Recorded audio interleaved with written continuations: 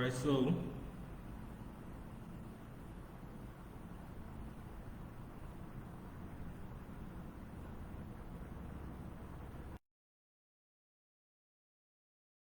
we continue from where we started the last time. The last statement from financial investment in agricultural real estate in the first series was what's your next move? What is your next move? So that's what we are going to be working with in this second series. So what are the things that we are supposed to know? The first thing I want to talk about is that agricultural real estate, it's something very important that you have to take cognizance of, that you have to just put in a very special corner when it comes to your financial investment. Real estate is good and agricultural real estate is better, and you know why? Just like I explained in the previous series, in the previous edition, that when you are buying a land in, let's say, Lekki for instance, the price of that land, which will be equivalent to a plot of land, it is that same amount of money that you are going to use to buy acres of agricultural farmlands, Now, this is very important. This is very, very important because investing in farmlands or buying up farmlands is a strategic real estate investment. It's a strategic real estate investment. What do I mean by this? You can be looking at it that agricultural real estate farmlands, they're actually in areas where in rural areas, areas that are not like in the area of your choice, like they are not in places where you like, in urban areas where you already know about. So, but it's pertinent to note that these are also the areas that will become the urban area of the future. And what makes it interesting is that you can take a rural area, bring something to your estate, something tangible, something valuable, something unique that will expose that area to the world, and the farmland that you bought will just go up boom in value. So this has happened several times. We've seen several instances where people do this kind of thing, where people achieve this kind of feat. So just like the sands, which was considered as wasteland of Dubai at a particular time, there was nobody that was willing to buy those lands then. I'm talking of 20 years ago, 30 years ago, 50 years ago. So these Dubai lands, they were seen as something that wasn't that valuable. But someone came up with a vision and turned the whole concept and turned the whole thing around. Why? Because he had a plan, he saw something, and he was able to bring people to buy into the idea and made that place valuable. So also you can do something like this when it comes to agricultural real estate. This is very important, very key, that I want you to take note of. Now, you can go into these rural areas also with a mindset to develop, with a mindset to invest in them. And like I said in the previous series, in the first series, that if your goal is to invest into residential, commercial, and urban real estate areas, which is very good, always set aside like a little percentage, like 10% of your investment for agricultural real estate. Always do that, just for agricultural real estate, farmlands, and what have you. In the rural areas, you can just buy up 100 acres, 500 acres, 1,000 acres, 5,000 acres, because you don't know when that place will be turned into an urban city, or when you just sleep, wake up, and you have this great idea, this excellent idea, this robust idea that you want to bring out into the open, that you want people to know about. Maybe you have a real estate plan, or you have a kind of development plan, like an institution, a school, a global church, or something that will just turn the area around. And the value of investment that you've put into that land, let's say you acquired it for 100,000 naira per acre, or you acquired it for 200,000 naira per acre, and from there things just turn around and you are selling it for 1 million naira per plot. Now look at the transition between 100,000 naira per acre to 1 million naira per plot. Remember that an acre is 6 plots of land. So on an acre, you've made a sale of 6 million naira from a land that you bought for 100,000 naira. If you look at the percentage of profit that you've made over and over, it's over 1,000%. It's over 2,000%. You understand? So this can only be made strategically in real estate. When you invest in agricultural real estate. So in buying up farmlands, investing in farmlands, it's a form of strategic real estate investment that you have to take note of. That is very important when you are planning to create a generational wealth for yourself.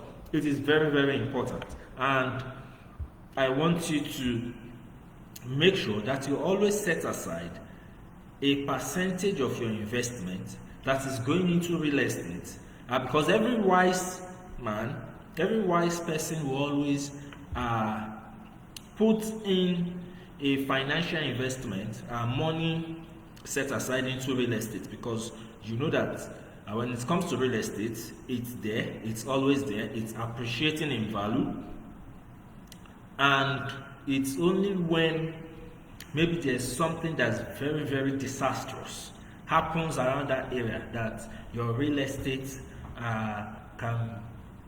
price can fall.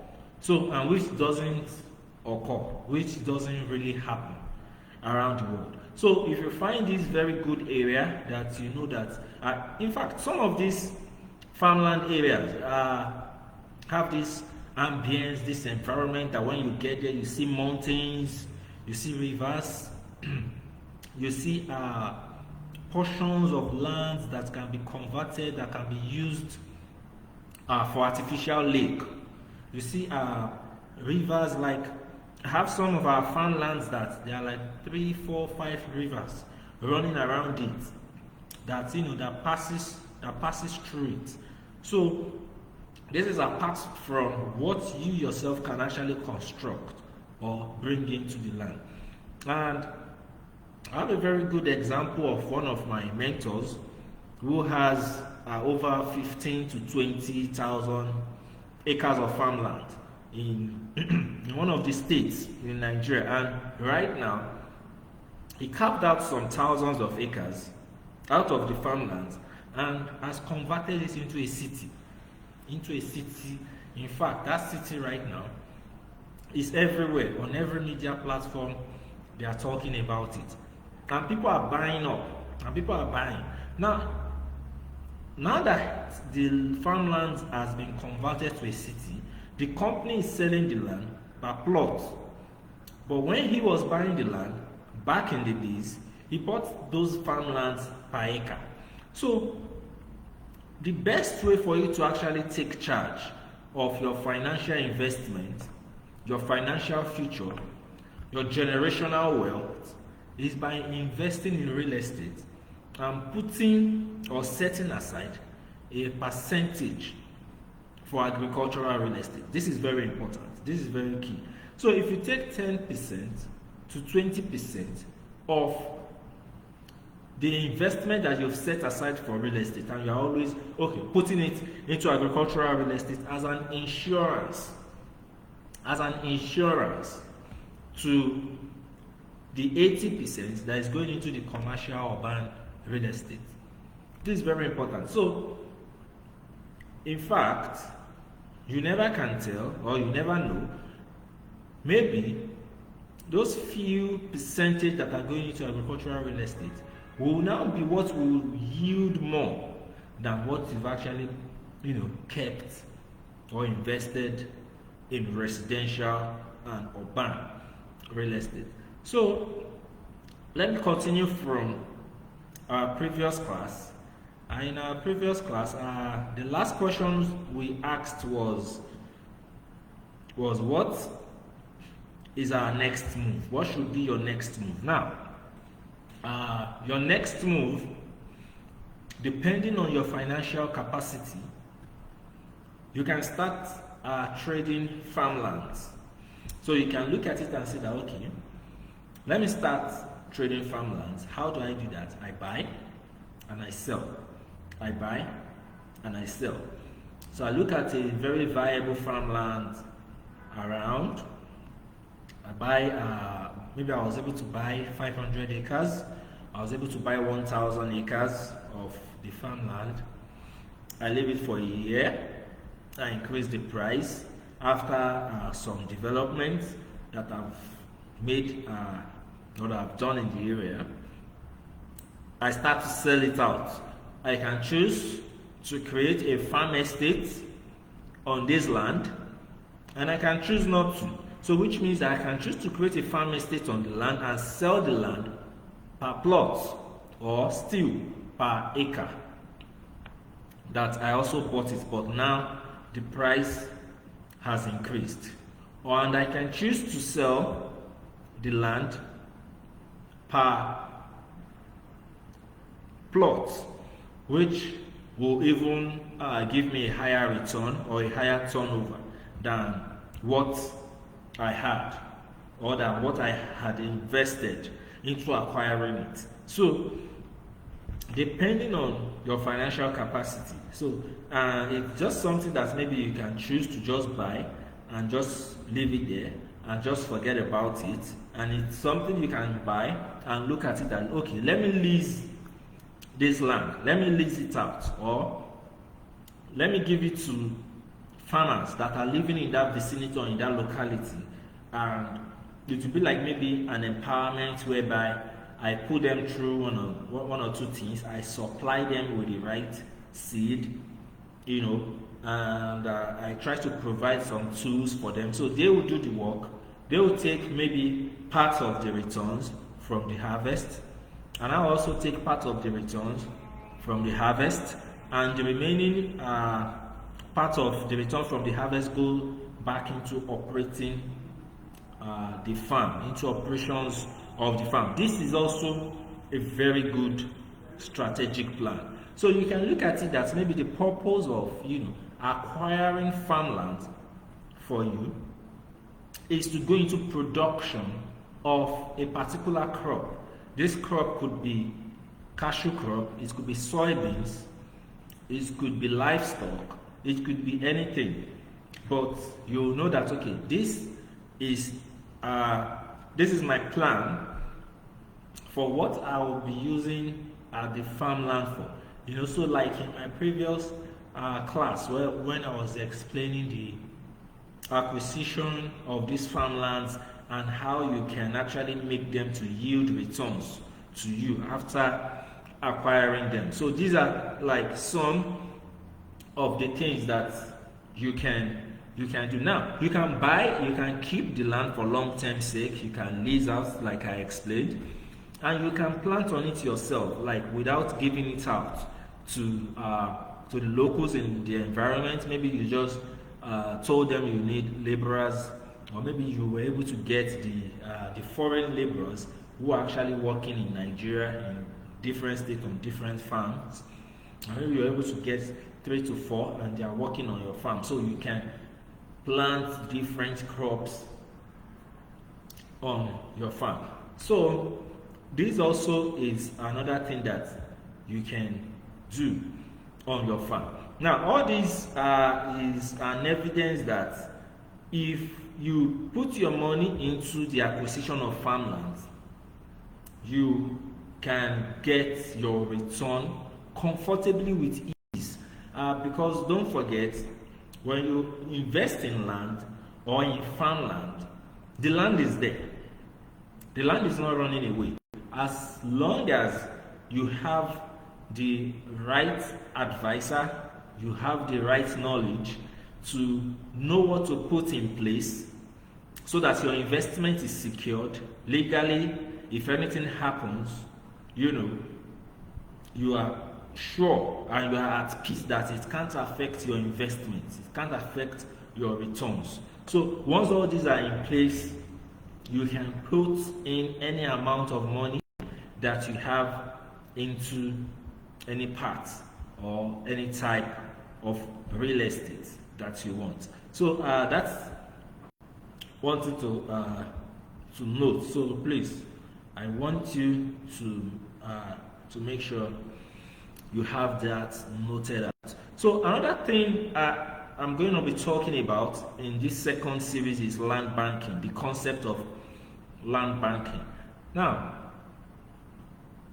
everything I've explained in the first series concerning how development can come about on your farmland, concerning how you can actually make do or make do with what you are doing on your farmland and making sure that there is adequate returns, or even the plan for you to actually break even on the land when you acquire, the monetary investment that goes into the land, how you can actually get your money back in a very short time span and start making profit from the activities that will be going on the farmland. All this can be going on while you are still working within the frame of land banking. So land banking is simple. It's just a situation whereby you invest in farmland and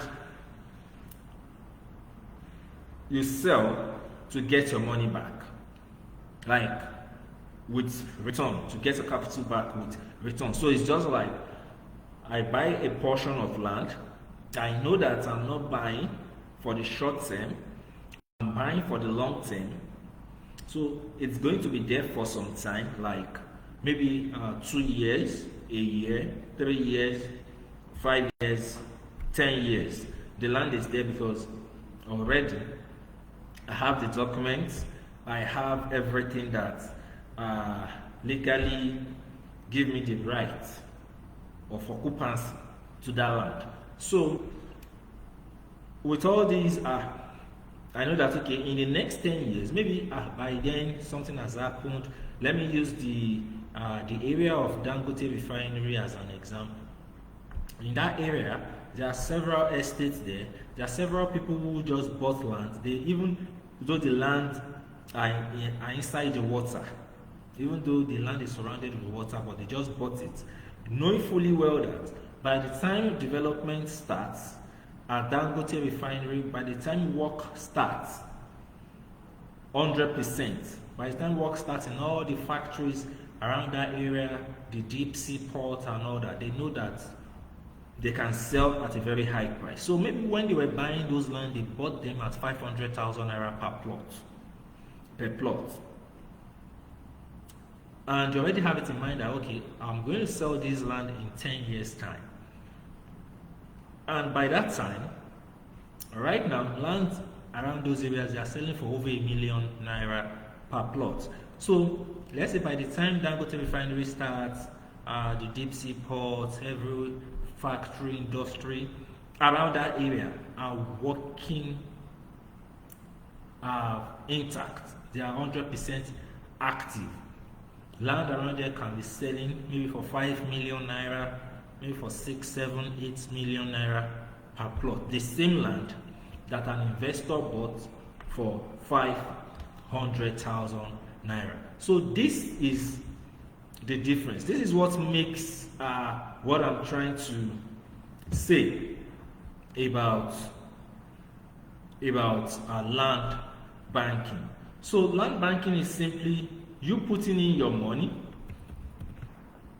and knowing fully well that in a time space that is coming up, you are going to be getting your money back with return. So now, so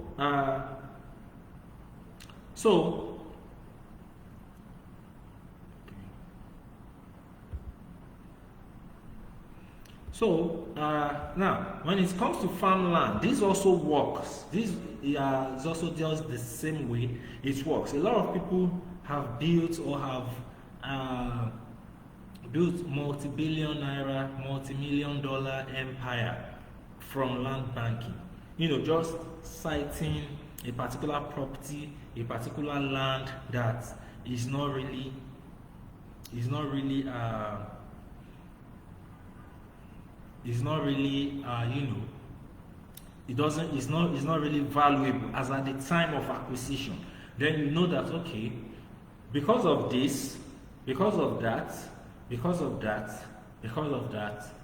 in 3 to 5 years the value of this land would have doubled, would have tripled.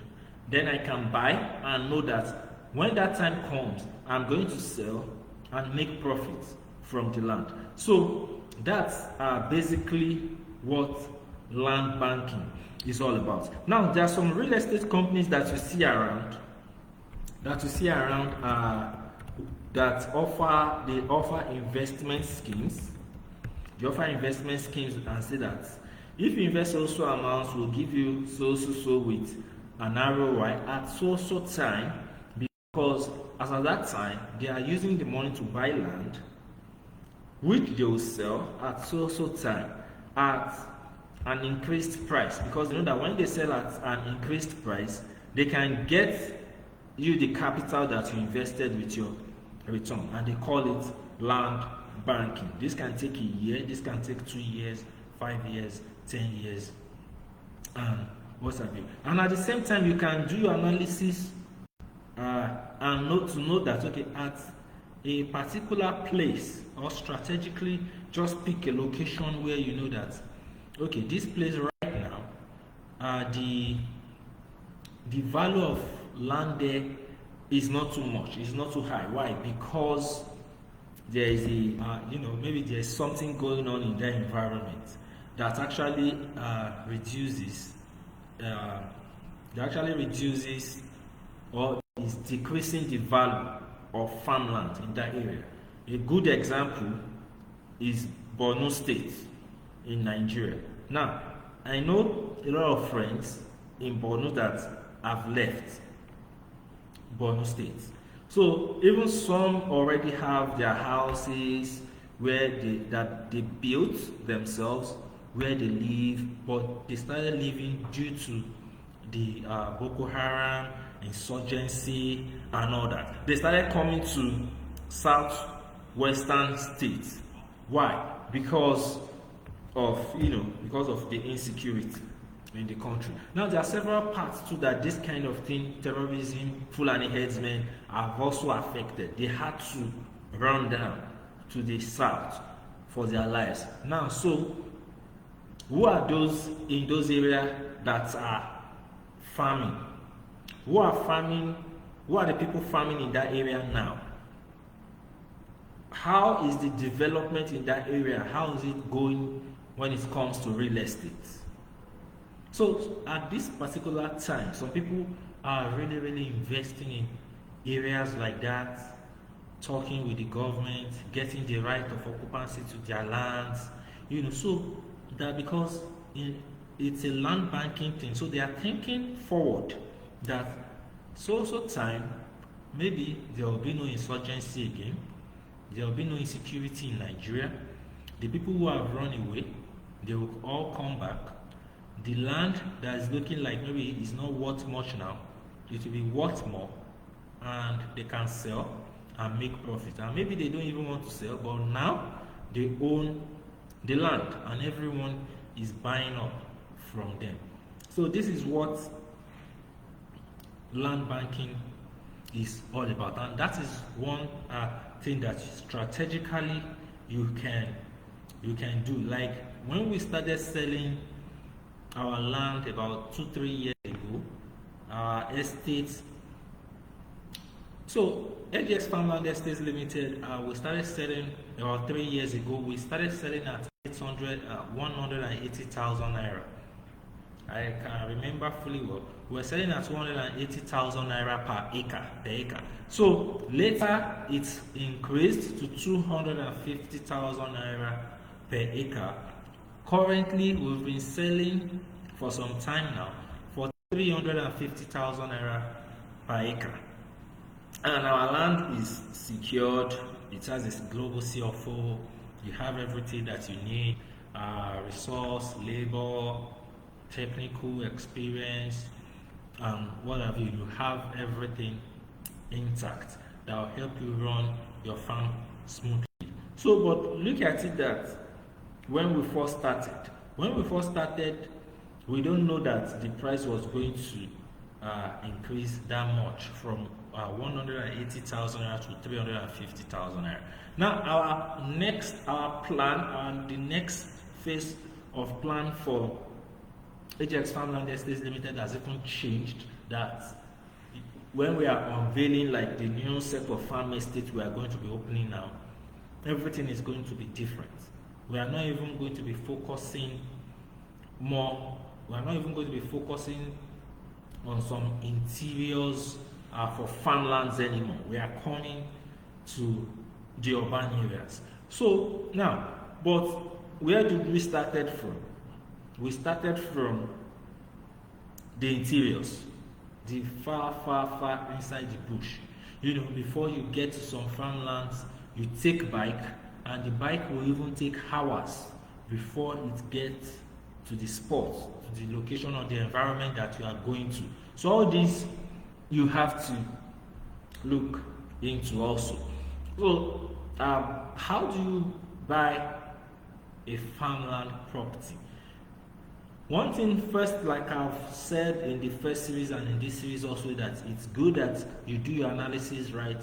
You try to look out for the best place, or the best environment, the best state, the best place for you to go to actually buy this land. Another thing is once you've gotten that area, once you've gotten the spot, once you are able to interact with maybe an agent, with maybe the landowner, with maybe a company like ours, the next thing is to go to that the Ministry of Land in that state. You can send your surveyor. It's something that your surveyor can do for you. You know, so you go there to search to make sure that the land is genuine. The land is something that you can actually put your money into, or that you can buy. Then from there you go there, you do your inspection, you look at it, you look at where you want the land to be, you look at the things that can actually make that place develop. And if you have your own plan, your own ideas, you already look at it, okay, maybe in the next 10 years, nothing here will make this land develop. Then what can I do? What am I bringing to the table? Or what am I bringing to this environment that will actually make my own space to be developed the way I want it to be? So those are options that you can look into. Then you talk about, you in all these, you make sure you carry your lawyer along. You make sure to carry your lawyer along, so your lawyer knows everything that is going on, that is going to happen. So after which you make your payments. Depending on how much you have, depending on your financial capacity, you can make your payment at once. And you can use some of the strategies that I posted, that I spoke about in some previous videos that I posted on the platform concerning how you can acquire up to 100 acres of farmland at a time without even making a full payment. So all these are in previous videos and in previous posts, live posts that you can watch and learn from. So once you've gotten this land, once you've paid for it and it's yours, you work on making sure that the land becomes yours legally by making sure that you have the registered survey to your name or to your company's name. You have the deed of assignment to your name or your company's name. You work on getting an accession from the government, or you work on getting a certificate of occupancy or a governor's consent to the land from the government. So the land becomes yours in total, and you know that whatever happens, the land is yours and you are at peace comfortably. And because it's farmland, it's not a competitive environment where there's a lot of real estate activities going on. You do all this, your documentation easily, without people prying into your affairs, without people asking you unnecessary questions, without officials telling you that you have to give them part of the land also. So all these are like the advantages of acquiring your own farmland. So some of the pitfalls that you have to look out for is making sure that the farmland that you bought has not been acquired by some other parties. So how do you do this? You try to make sure that you can ask the family or the landowners to give you some time to research, to look into the land. You can even place maybe banners, or you can place signposts on the land that declares that you are the owner, so that will allow you to know if maybe someone actually already owns the land. The person will have to call you to talk about it, to let you know that, this is my land and you are trespassing. And maybe there are some family members that don't want you to own that space. They will also let you know that, hey, you are trespassing. And so this will help you in acquiring and making sure that you don't fall into any trap that maybe someone just wants to dupe you or collect money from you. But I can assure you that if you do business with us at AGX Farmland Estates Limited, will give you quality service for your money. So this is one thing about agricultural real estate. And in our series 3, in the third series, I'll be talking about the development, how you can bring development to your farmland, to your farmland property, how you can bring development there that will increase the value of the real estate from the price that you bought it to the price that you want to sell it. So I wish you best of luck as you use these methods that I've explained in this series in your farmland acquisition and agricultural real estate investment. Thank you very much.